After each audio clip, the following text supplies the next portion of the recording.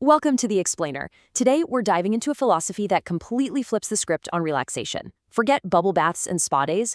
This sees relaxation as a straight-up battle strategy. Yeah, a strategy for a secret, internal war that, believe it or not, we're all fighting every single day. All right, here's how we're going to break this down. First, we've got to know our enemy, right? So we'll look at the three types of tension. Then we'll get into the radical solution, this thing called Kayotsaga. After that, we'll uncover the real enemy it's designed to fight, lay out the strategy for winning, and finally, check out the amazing benefits you get from all this. All right, first things first, we need to identify the enemy. And according to this text, it's something we all deal with constantly, even if we don't realize what it truly is. That enemy? It's tension. So when you hear the word tension, what comes to mind? Probably a sore neck, right? Or maybe your mind just won't shut off. Well, this philosophy says that's just scratching the surface. It's not a single problem. It's more like we're fighting a war on multiple fronts. Okay, so there are three main battlefronts. First up is muscular tension. You know, from physical work, exercise, that one's pretty obvious. Then you've got mental tension. This is all that overthinking, replaying conversations in your head, worrying about tomorrow, which, let's be honest, is basically the soundtrack to our modern lives, right? And finally, and this is the big one, there's emotional tension. This comes from all our likes and dislikes, our cravings and our hatreds. And this is where we get to the core of the problem. See, you can take a nap to rest your body, you can try to meditate to quiet your mind, but that emotional tension, the stuff that's all tangled up in what we want and what we can't stand, that's the real beast. The text says it's the most dangerous and, by far, the toughest nut to crack. So if that's the problem, what's the solution?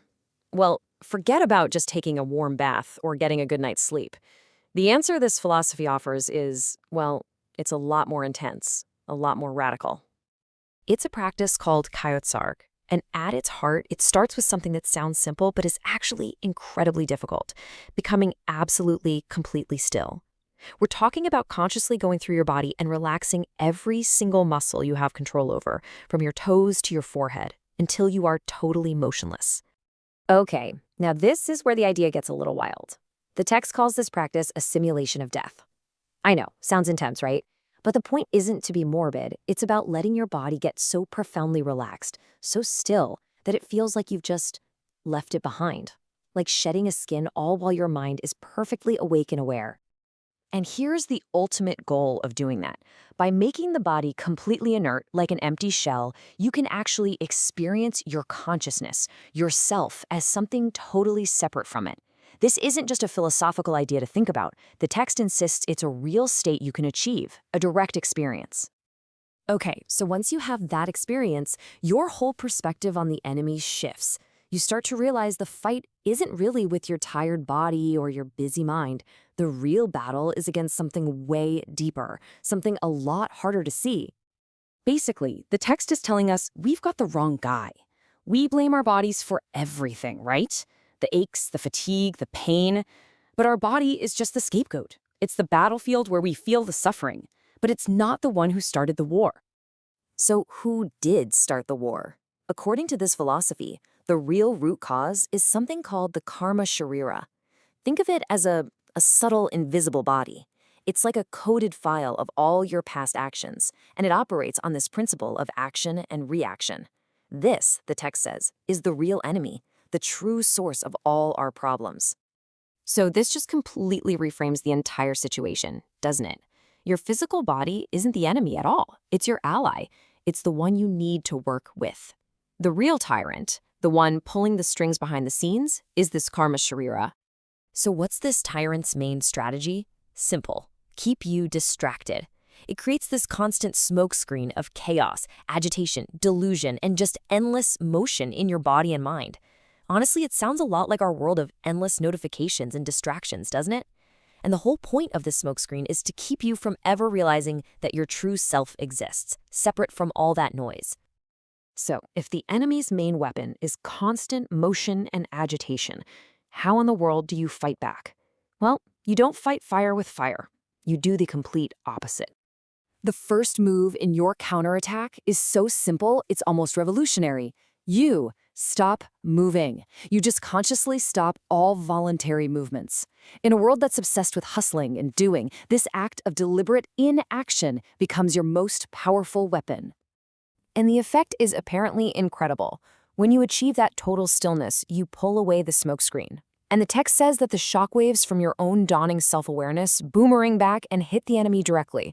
It's the first time, it says, that you can actually make the enemy tremble. But get this. Achieving that deep relaxation, that's only about a quarter of the work, just 25%. The other 75%, the real heavy lifting, is about developing two powerful virtues that can only grow out of that stillness. This is where the practice gets really serious. So what are they? The first one is forbearance. This is basically the superpower of being able to endure anything that comes up, an itch, a noise, a random pain, and not flinch, not move a muscle. It's an incredible act of willpower. And the second virtue is fearlessness. The text says this grows naturally out of forbearance. You endure so much without reacting that you eventually have this deep realization that your true self, it isn't afraid of anything. And if you can master this strategy, what's the payoff? Well, the benefits are huge. They start with the physical stuff you can actually measure and go all the way to some seriously profound, life-changing spiritual insights. The list of benefits in the text is pretty amazing. You've got the physical stuff like relief from tension, a calmer nervous system, even lower blood pressure. But it doesn't stop there. It moves on to a sharper mind, laser-like concentration, real self-awareness, and finally, the big one, wisdom. The kind of wisdom that feels like the ultimate antidote to our age of burnout. To explain how you develop this wisdom, the text uses this really powerful metaphor. It compares the whole process to what a goldsmith does. The idea is that stillness acts like a furnace. It heats up your experience and allows you to separate the pure gold, your true, timeless self, from the dross, the impure ore, which is your body and all its sensations.